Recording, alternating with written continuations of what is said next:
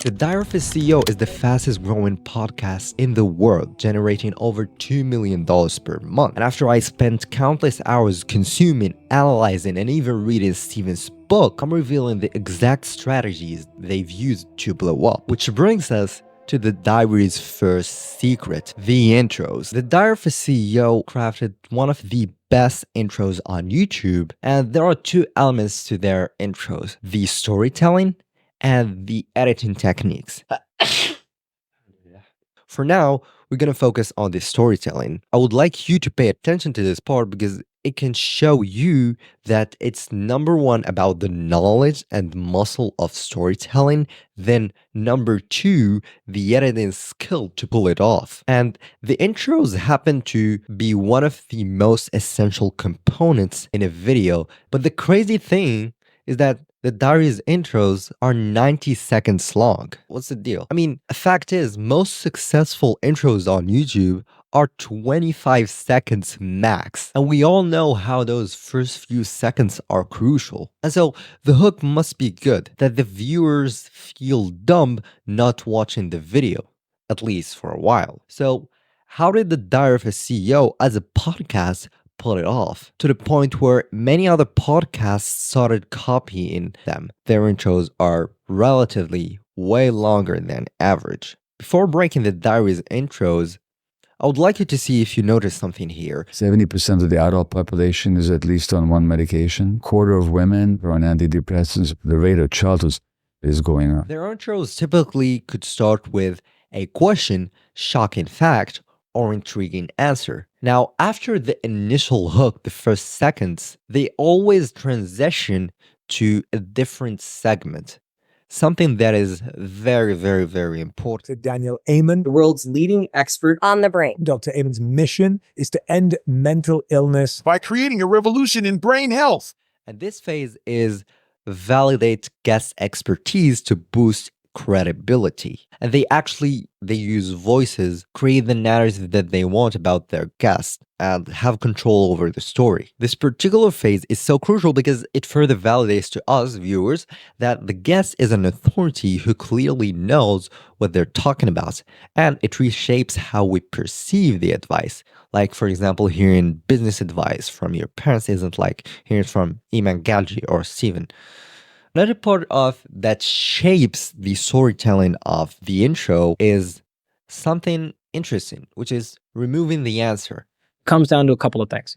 If you can do the stuff consistently, you're going to be just fine. First of all, these are unclosed loops to create curiosity. Now, they give the viewer room to know what the video is about, what the podcast is about, and who the guest is, but they also leave some dots open to create that curiosity. And something that is insane is that even Steven uses a secret trackpad that is beneath the table that has AI and constantly records the conversation with the guest, and Steven could simply tap 2 times to highlight whatever segments could be used in the intro post-production without pulling up a pen and writing while the guest is speaking, which breaks the momentum. And these are the notes of the intro editor.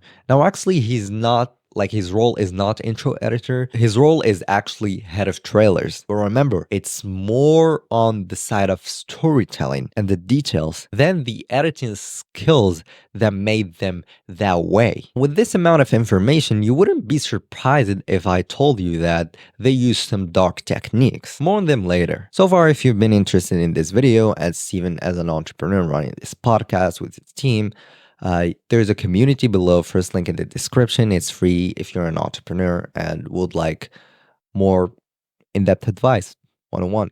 Now, the secret number 2 is the subscriber hack they use. And it's a reciprocity formula. And this trick is so powerful that even Steven wrote about it in his book. In his book, Steven mentioned habituation is an inbuilt neurological device that helps us focus on what matters and tune out of things that our brain doesn't need to focus on. So what is this habituation thing and the reciprocity? Bear with me here. So there are consistent elements to this request to get people to subscribe. But before explaining, it's better to have a look at it, even if you've seen it, identify what does he actually use, and better understand why it works better than the average call to action, which is please subscribe. This has always blown my mind a little bit.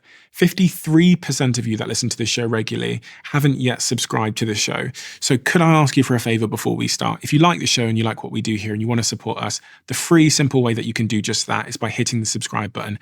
My commitment to you is if you do that, then I'll do everything in my power, me and my team, to make sure that this show is better for you every single week. We'll listen to your feedback, we'll find the guests that you want me to speak to, and we'll continue to do what we do. Thank you so much. And what better way to actually analyze Steven's first call to action of this genre, his podcast, broken down by Steven himself. So this is from his book, actually. If you've ever enjoyed our videos, please could you do me a favor and hit the subscribe button. This is a call to reciprocity, a psychological phenomenon that shows people will do something for you if they feel you've done something for them. This is again Steven. It helps this channel more than you know. The bigger the channel gets, the bigger the guests get. This is a promise of a future reward. If you subscribe, you will be rewarded with bigger guests. This is actually from Steven. That said, maybe you wouldn't be surprised if they use dark tricks. But before, let's get to the thumbnails. Notice the facial expressions here. They also use a trick in the thumbnails. The faces are like as if they're talking to you seriously and not kidding. Side note, they use them in a bit unethical way. And before we get into that, you should know that it's on purpose. If you don't trust me, just listen to what Steven himself wrote in his book.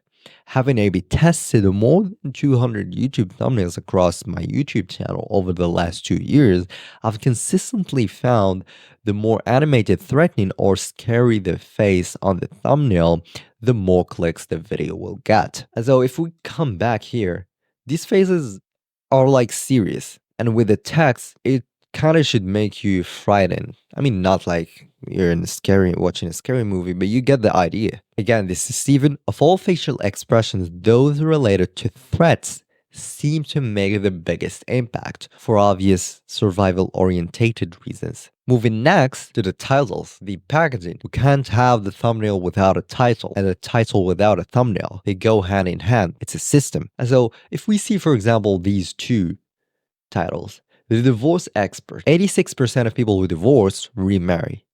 Why? Anyway.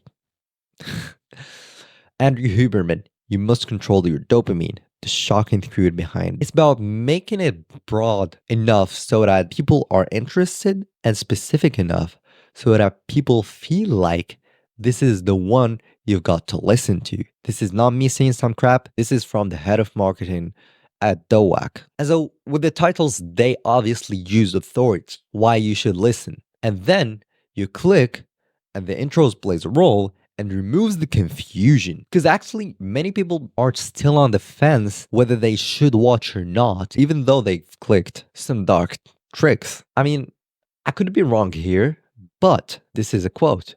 So this means that the lawyer said this. But if we go back, now this depends, I cannot analyze every Diary of a CEO episode. Back then, when they started using the quotation mark, they didn't used to use them. It was simply a text like this. So maybe he said it, maybe didn't. But then they started using quotation marks. And after actually searching through the video, the exact thing that is said in the thumbnail, it is not there. Also, dark tricks in the intros. So they may paste the intro in a way that seems like the guest said certain things in a specific order while he didn't say them in that exact order. I mean, I could be wrong here about the intros because you should grab people's attention, but it's like if the intent is actually getting people to think that this person said this exact thing and you're doing it like that, and people are actually thinking that that person said that exact thing in that specific order, no, If you like the value of this video so far, most people who watch these videos don't actually go to my community, which is first link in the description, that helps entrepreneurs on a deeper level with thumbnail templates, implementing systems, one-on-one coaching. You can check it out if you're interested.